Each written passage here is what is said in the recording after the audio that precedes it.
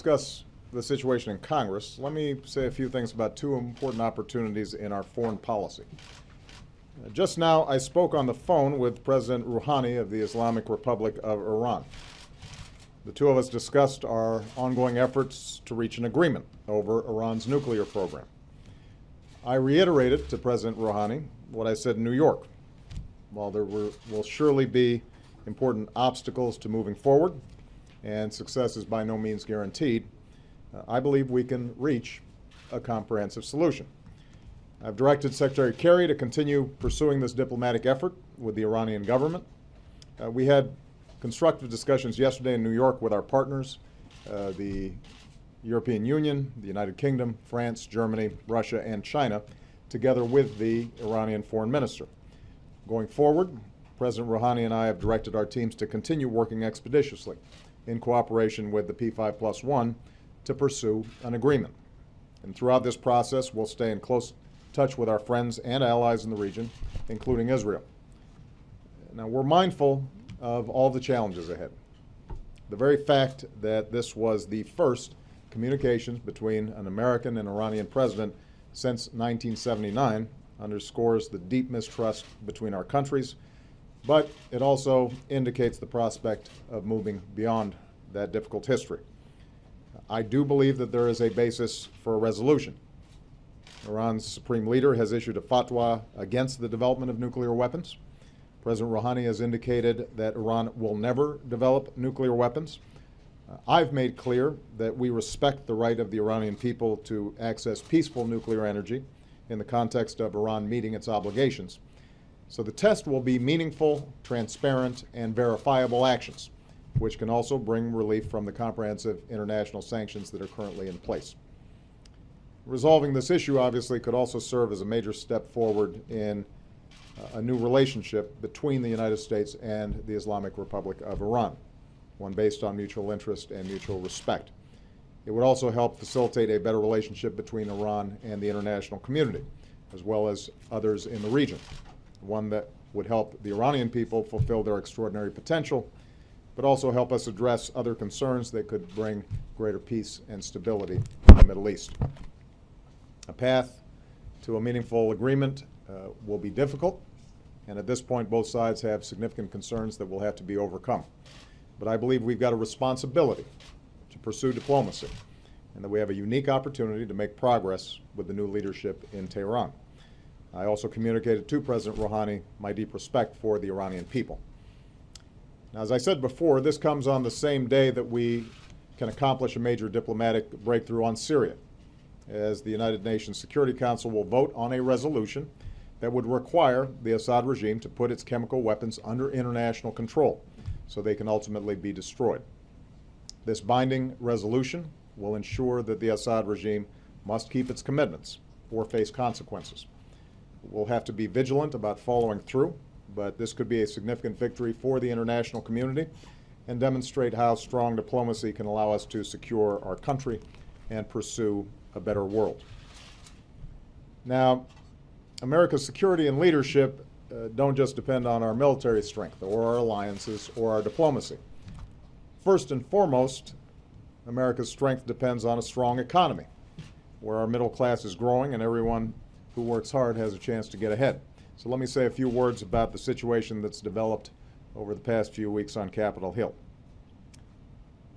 Here at home, the United States Congress has two pressing responsibilities: pass a budget on time and pay our bills on time.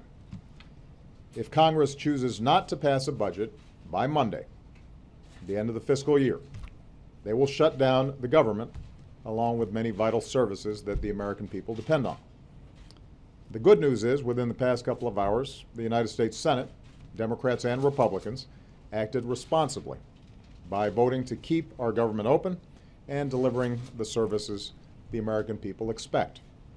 Now it's up to the Republicans in the House of Representatives to do the same. I say that because obviously Democrats have a great interest in making sure that these vital services continue to help the American people. So far, the Republicans in the House of Representatives have refused to move forward. And here's the thing, unlike the last time they threatened this course of action, this debate isn't really about deficits. In fact, our deficits are falling at the fastest pace that they have in 60 years. By the end of this year, we will have cut our deficits by more than half since I took office. So that's not what this is about. And in fact, if you've been following the discussion, the Republicans in the House don't even make a pretense that that's what this is about. Instead, the House Republicans are so concerned with appeasing the Tea Party that they've threatened a government shutdown or worse unless I gut or repeal the Affordable Care Act. I said this yesterday, let me repeat it. That's not going to happen. More than 100 million Americans currently already have new benefits and protections under the law. On Tuesday, about 40 million more Americans will be able to finally buy quality, affordable health care, just like anybody else. Those marketplaces will be open for business on Tuesday, no matter what, even if there's a government shutdown. That's a done deal. As I've said before, if Republicans have specific ideas on how to genuinely improve the law, rather than gut it, rather than delay it, rather than repeal it, I'm happy to work with them on that through the normal democratic processes. But that will not happen under the threat of a shutdown. So over the next 3 days, House Republicans will have to decide whether to join the Senate and keep the government open or shut it down because they can't get their way on an issue that has nothing to do with the deficit. I realize that a lot of what's taking place right now is political grandstanding, but this grandstanding has real effects on real people. If the government shuts down on Tuesday, military personnel, including those risking their lives overseas for us right now, will not get paid on time. Federal loans for rural communities, small business owners, families buying a home will be frozen. I'm already starting to get letters from people worried that this will have an impact on them directly. Critical research into life-saving discoveries will be immediately halted. The federal government has a large role across the country and touches the lives of millions of people, and those people will be harmed. And even the threat of a shutdown already is probably having a dampening effect on our economy. We saw that the last time these kinds of shenanigans were happening up on Capitol Hill. So to any Republican in Congress who's currently watching, I'd encourage you to think about who you're hurting. There are probably young people in your office right now who came to work for you without much pay because they believed that public service was noble. You're preparing to send them home without a paycheck. You've got families with kids back in your districts who serve their country in the federal government. And now they might have to plan how they're going to get by if you shut the government down. Past shutdowns have disrupted the economy, and this shutdown would as well. It would throw a wrench into the gears of our economy at a time when those gears have gained some traction. And that's why many Republican senators and many Republican governors have urged Republicans to knock it off, pass a budget, and move on. Let's get this done. This brings me to Congress's second responsibility. Once they vote to keep the government open, they also have to vote within the next couple of weeks to allow the Treasury to pay the bills for the money that Congress has already spent.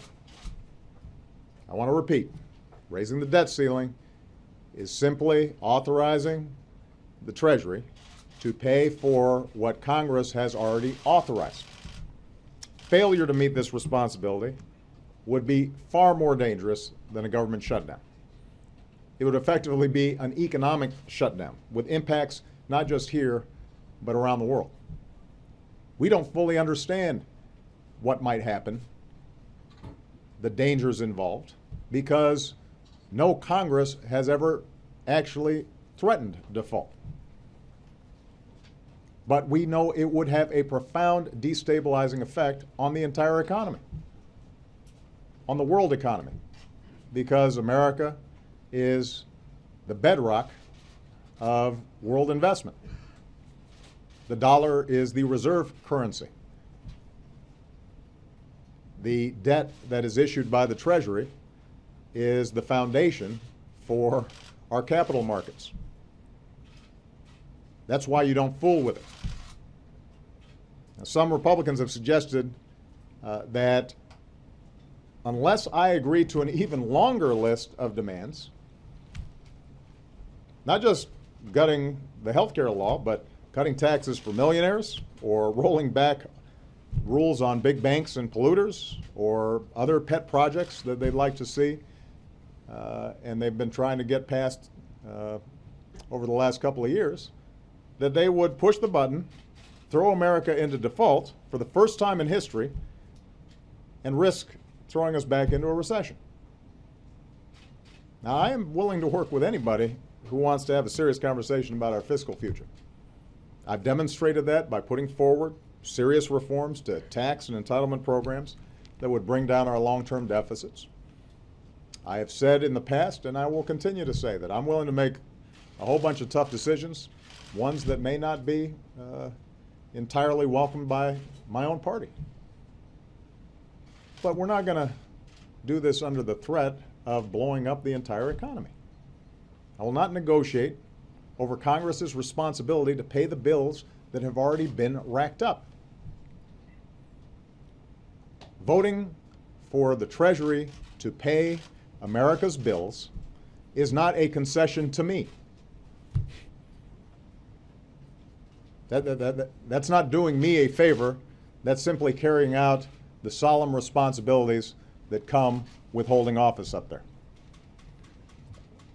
I don't know how I can be more clear about this. Nobody gets to threaten the full faith and credit of the United States just to extract political concessions. No one gets to hurt our economy and millions of innocent people just because there are a couple of laws that you do not like. It has not been done in the past. We're not going to start doing it now. I'm not going to start setting a precedent, not just for me, but for future presidents, where one chamber in Congress can basically say each time there needs to be a vote to make sure Treasury pays its bills, we're not going to sign it unless our particular hobby horse gets advanced. Imagine if you had a Republican president and a Democratic speaker, and the Democratic speaker said, well, we're not going to pass the debt ceiling unless we raise corporate taxes by 40%, or unless we pass background checks on guns, or whatever other list of agenda items Democrats were interested in. Does anybody actually think that we would be hearing from Republicans that that was acceptable behavior? That's not how our constitutional system is designed. We are not going to do it. The American people have worked too hard to recover from a bunch of crises, several of them now over the last couple of years inflicted by some of the same folks in Congress that we're talking about now, to see extremists in Congress cause another crisis. And keep in mind, by the way, this whole thing has to do with keeping the government open for a few months. The continuing resolution, the bill that's designed to avert a government shutdown, basically just funds the government for another couple months, so we could be doing this all over again. I'm sure the American people are thrilled about that. And that's why we've got to break this cycle. My message to Congress is this: do not shut down the government, do not shut down the economy, pass a budget on time, pay our bills on time. Refocus on the everyday concerns of the American people. There will be differences between Democrats and Republicans. We can have all kinds of conversations about how to resolve those differences. There'll be areas where we can work together. There'll be areas where we disagree. But do not threaten to burn the house down simply because you haven't gotten 100% of your way. That's not how our democracy is supposed to work. every day that this goes on is another day that we're not focused on doing what we need to be focused on, which is rebuilding this great country of ours so that our middle class is growing and everybody's got opportunity if they're willing to work hard. That's what I'm focused on. That's what Congress should be focused on as well. All right. Thank you very much, everybody.